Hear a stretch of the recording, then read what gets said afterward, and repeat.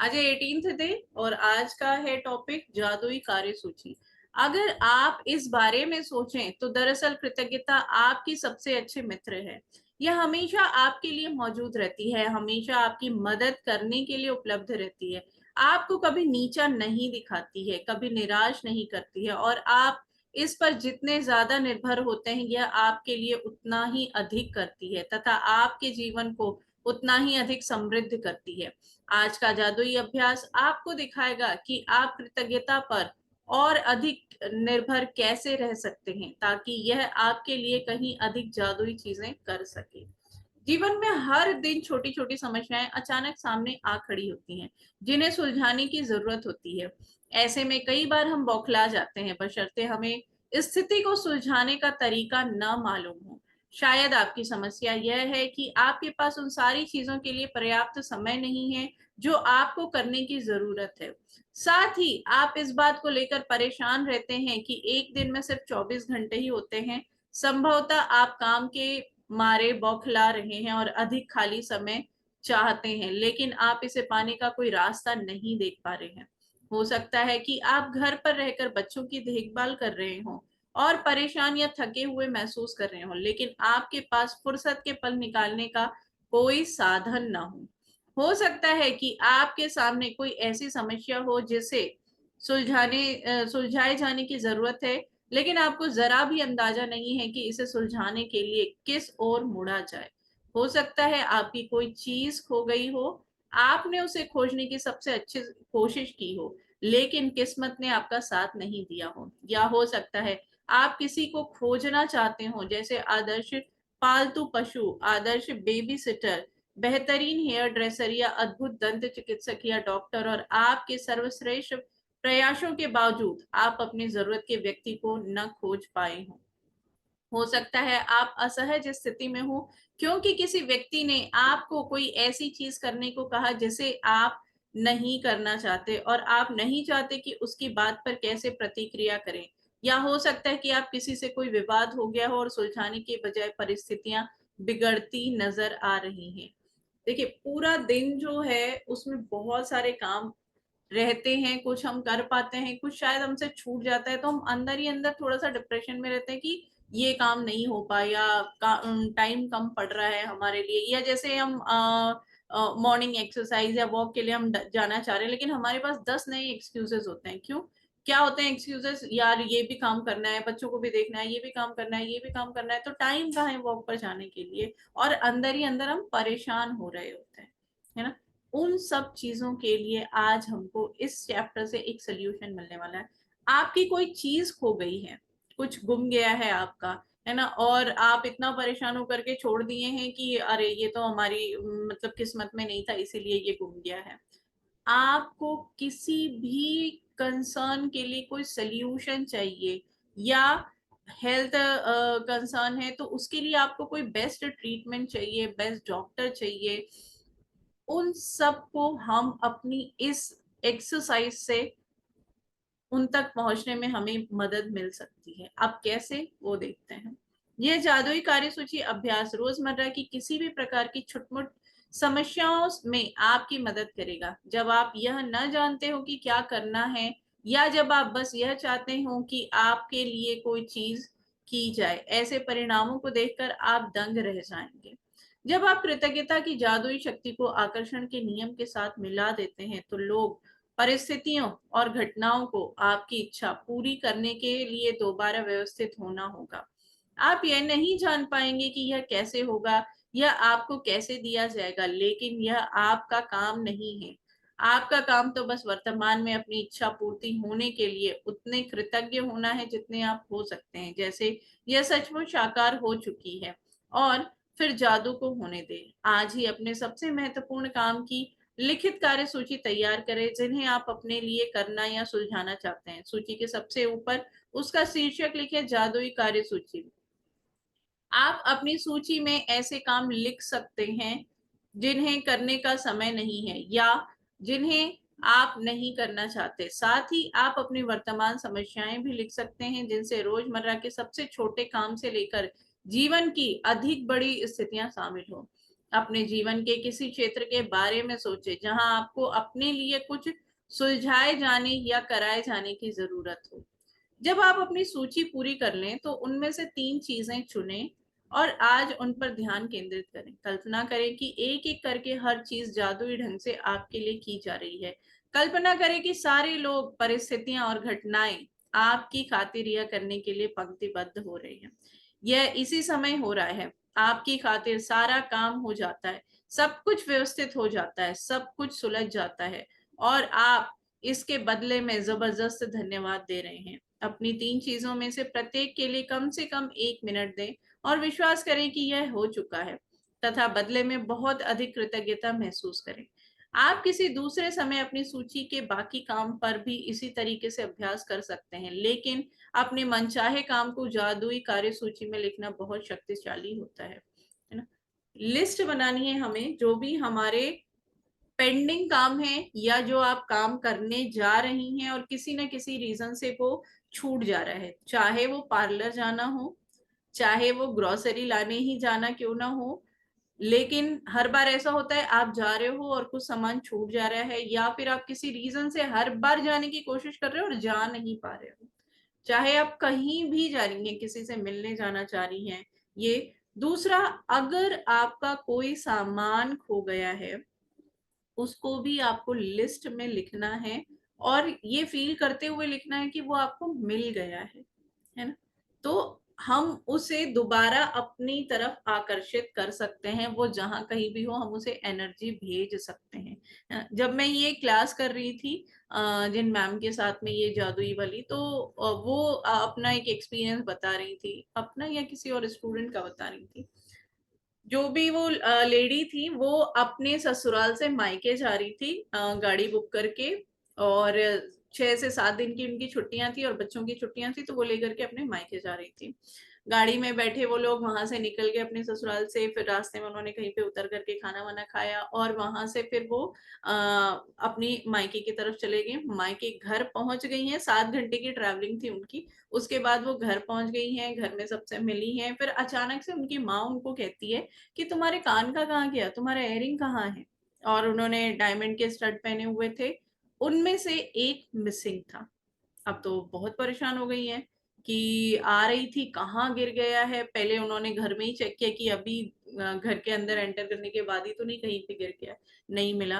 फिर उन्होंने उस गाड़ी में चेक किया जिससे वो आई थी, नहीं मिला उनको। अब वो बहुत परेशान होने लग गई कि गया कहाँ करके, डायमंड का है। फिर उसी समय वो सीख भी रही थी लॉ ऑफ अट्रैक्शन, तो जिनसे वो सीख रही थी उनको उनकी मैम ने बताया था कि तुम ऐसे ऐसे करके लिखो। उन्हें वो 3 स्टेप बता दिए थे कि आपको लिखना है, आंखें बंद करके पहले तो सोच लेना है कि आपको आपका जो भी वो मिसिंग चीज है, वो इयररिंग है, वो मिल गई है और तुम बहुत खुश हो रही हो, बहुत एंजॉय कर रही हो। फिर अपने घर वालों को बता रही हो कि देखो ये मिल गया है करके, ऐसे सोचना है। उसके बाद फिर तुम केक कट कर रही हो। ऐसे 3 स्टेप में उन्होंने बोला कि इस तरीके से एक टू डू लिस्ट बना लो, मैजिकल टू डू लिस्ट, और उसमें ये तीनों चीजें लिख दो। उन्होंने वैसे ही किया। और देखिए 7 दिन की छुट्टियां थी, 1 हफ्ते की छुट्टियां थी, तो वो 6 दिन तक तो वहीं थी, घर में ही थी और हर दिन ये प्रैक्टिस कर रही थी। लिखा एक बार था लेकिन विजुअलाइज हर दिन कर रही थी कि उनको वो मिल गया है और वो बहुत खुश हो रही हैं, बहुत खुश हो रही हैं। अब जिस दिन जाने की बारी आई तो दोबारा से उसी गाड़ी में बैठ करके वो लोग रिटर्न जा रहे थे।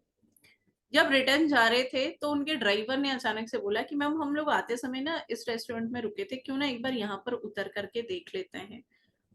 उसी सेम रेस्टोरेंट में उतरे, वहाँ के जो शॉप ओनर्स है उनसे बात किया कि हम उस दिन आए थे, ऐसा ऐसा कुछ हमारा गुम गया है, अगर आपके पास कुछ सीसीटीवी फुटेज में कुछ अगर आप देख के कुछ हेल्प कर सकते हैं तो बताइए। उन्होंने वहाँ के स्टाफ से भी पूछा, फुटेज भी देख ली, कहीं कुछ भी नहीं मिला। अब वहां से लौटने लग रही थी, लौट रही थी, जैसे ही दोबारा से गाड़ी में बैठने लगी तो ड्राइवर ने बोला कि मैम इस दिन हमने ना गाड़ी यहाँ नहीं पार्क की थी, हमने एक दूसरी जगह पे पार्क की थी गाड़ी। तो वो लोग दूसरी जगह पे गए जहां पर उस दिन पार्क की थी गाड़ी, वहीं पर गए। गाड़ी से थोड़ा सा 2-3 कदम आगे पर बहुत सारा कचरा सा पड़ा पड़ा हुआ था। फिर भी उन लोगों के मन में पता नहीं क्या आया कि एक नजर देख लेते हैं। वहां पे कांच वांच की बॉटल्स वगैरह भी टूट के गिरी हुई थी। है ना, पार्किंग एरिया जो था वो उस तरीके का ही था। जहां पर बॉटल्स टूट टूट के गिरी हुई थी ना, वहीं पर से कुछ एक चीज चमक रही थी। तो उन्होंने बोला, उनको लगा पहले तो ये कांच ही है करके, लेकिन जब पास जाके देखा वो उनके इयररिंग थे। अब आप सोचिए, 7 दिन का टाइम हो चुका है, वो एरिया ऐसी है जहां पे कचरा या बॉटल इस टाइप की चीजें फेंकी जा रही हैं। तो 7 दिनों में तो क्या से क्या नहीं चेंज हो जाता है। और 7 दिनों से पहले ही इंसान ना गिव अप करके बैठ जाता है कि यार अब नहीं मिला तो अब कहाँ से मिलेगा। होता है ना, सबके साथ ही हुआ ही होगा कुछ ना कुछ। जरूरी नहीं है कोई ज्वेलरी ही, कुछ छोटा मोटा सामान भी गुम जाता है तो हम हटा ही देते हैं दिमाग से कि गुम ही गया होगा, ये था ही नहीं हमारे किस्मत में इसलिए ये गुम गया, ऐसे करके हम सोच लेते हैं। लेकिन उन्होंने विश्वास रखा था, विश्वास के साथ में ये एक्सरसाइज की थी, और 7 दिन के बाद में वो ऐसी जगह पे गिरा था जहां पर किसी को कोई उम्मीद भी नहीं थी मिलने की, लेकिन वो मिल गया। फिर उन्होंने जैसे जैसे जो जो चीजें लिखी थी ना कि खुश होकर के सबको बता रही थी फोन करके कि मिल गया है मिल गया है, वैसे ही सारी चीजें उनकी आंखों के सामने में होते हुए चली गई। तो उम्मीद मत छोड़िए, उम्मीद पे दुनिया कायम है, विश्वास है तो सब चीजें हैं। कोई भी सामान कभी भी गुमा हो, कितना पहले भी गुमा हो। ये मैम एक और अपना खुद का किस्सा बता रही थी, अनुपमा मैम, कि उनके वो लोग यूएस चले गए थे, 5 सालों के लिए यूएस चले गए थे। हाँ, और यूएस जाने से पहले एक जगह की शादी में, फंक्शन में, उनके हस्बैंड ने एक कोट पहना था और टाई पहना था। और जब चले गए हैं, 5 साल हो गए हैं यूएस में, तो अचानक से 3 से 4 साल के बाद में उनके हस्बैंड अचानक से बोलते कि उस दिन मैंने एक शादी में वो जो टाई पहनी थी वो मेरी मिल नहीं रही है। उनकी वाइफ ने मतलब सब जगह खोज लिया कि गया कहाँ, वो गया कहाँ, लेकिन उनको नहीं मिल रहा था, उनको नहीं मिल रहा था। उन्होंने ये टू डू लिस्ट करके लिख के और छोड़ दिया था, यानी लेट गो कर दिया था, अपना ध्यान हटा दिया था कि मिल जाएगा तो भी ठीक है, नहीं मिलेगा तो भी ठीक है। विश्वास के साथ में लिख दिया था कि लिखा है तो होगा ही होगा पूरा करके। वो कोट उसके बाद कितने बार यूज हुआ होगा, उनके हस्बैंड ने या फिर जो ड्राई क्लीनर को भी दिया था उन्होंने, उसने क्या उसकी पॉकेट्स नहीं चेक की होंगी? चेक की होंगी, किसी ने किसी ने तो की ही होंगी। और खुद उनकी वाइफ जब खोज रही थी तो डेफिनेटली उसके कोट के पॉकेट्स को तो चेक किया होगा। लेकिन 5 सालों तक नहीं मिला, जब ये टू डू लिस्ट कर ये छोड़ा उसके बाद उनको मिल गया। तो पावर है लिखने में और अपने विजुअलाइजेशन पे, है ना। कोई भी चीज आप चाहे खोज रहे हैं या खरीदने जा रहे हैं, या कोई काम है जो जो आपका बार बार आपको ऐसा लग रहा है कि ये अटक रहा है, तो एक बार ना उसके लिए मैजिकल लिस्ट बना करके जरूर छोड़ दीजिए। आकर्षण का नियम कहता है सामान ही सामान को आकर्षित करता है। इसका अर्थ यह है कि जब आप समाधान के लिए कृतज्ञ होते हैं, जैसे वे आपके पास इसी वक्त हो, तो आप स्थिति को सुलझाने के लिए हर जरूरी चीज को अपने जीवन में आकर्षित कर लेंगे। समस्याओं पर ध्यान केंद्रित करने से अधिक समस्याएं खिंची चली आती हैं। आपको समाधान के लिए चुंबक होना है, न कि समस्या के लिए।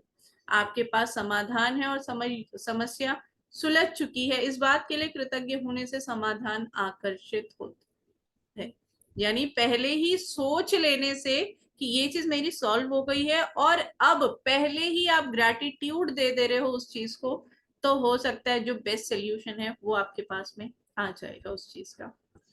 यह जादुई अभ्यास कितनी शक्तिशाली है, यह बताने के लिए मैं आपको अपनी बेटी के जीवन का एक प्रसंग बताना चाहती हूँ, जिसमें उसने अपने खोए हुए वॉलेट को अपनी ओर आकर्षित करने के लिए यह अभ्यास किया था। ये वाली स्टोरी सुनिएगा जरा।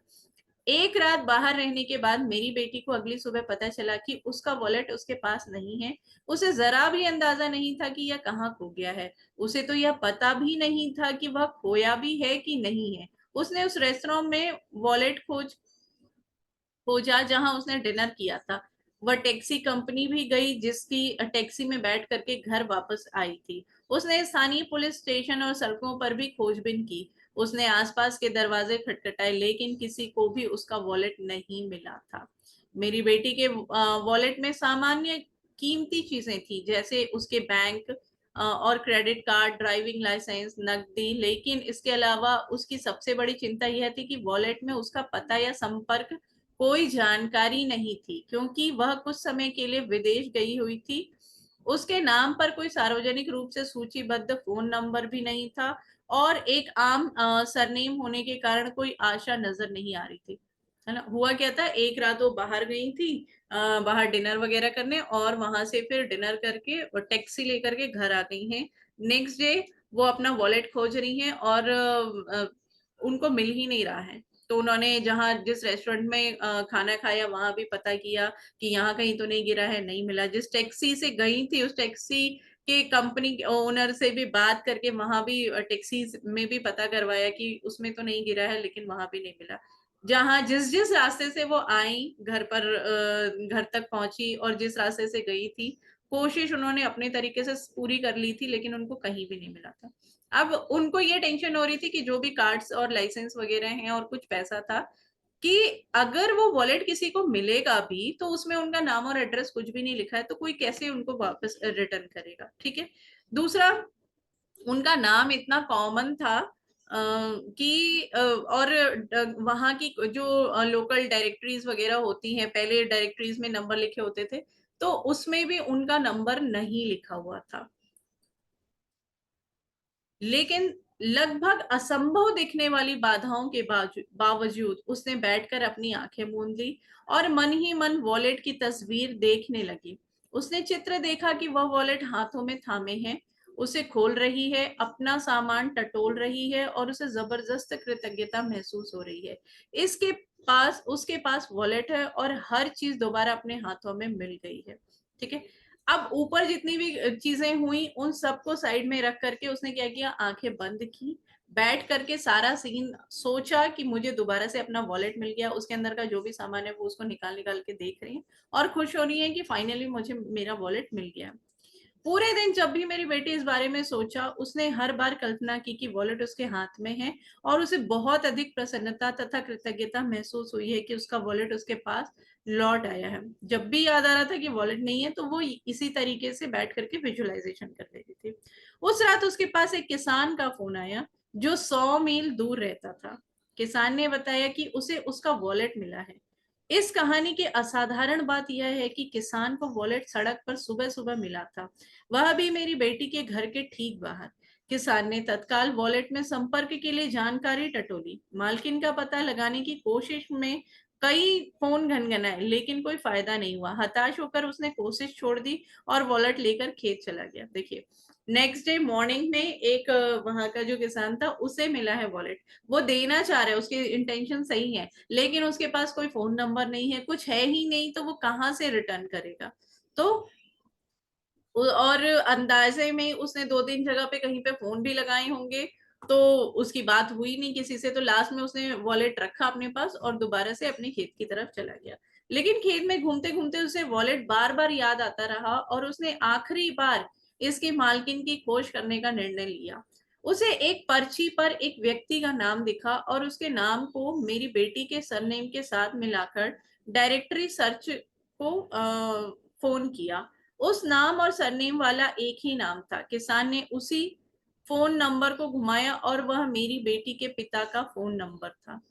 अब उनके वॉलेट में एक आदमी का नाम था, और इनका जो सरनेम था वो था।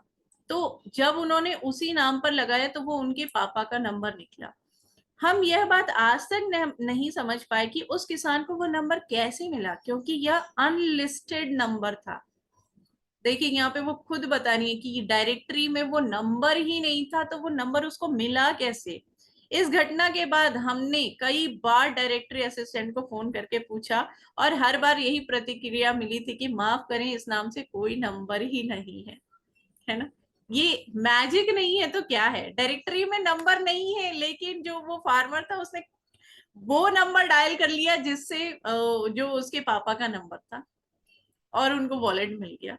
100 मील दूर से लगभग असंभव दिखने वाली घटनाओं की बेहद असाधारण श्रृंखला के जरिए मेरी बेटी का वॉलेट जस का तस लौट आया। उसने कृतज्ञता बनकर अपनी भूमिका निभाई कि उसे वॉलेट मिल गया है, और जैसा हमेशा होता है, कृतज्ञता ने अपना जादू कर दिया और उसका वॉलेट उस तक पहुंचाने के लिए हर व्यक्ति, परिस्थिति और घटना को सक्रिय कर दिया।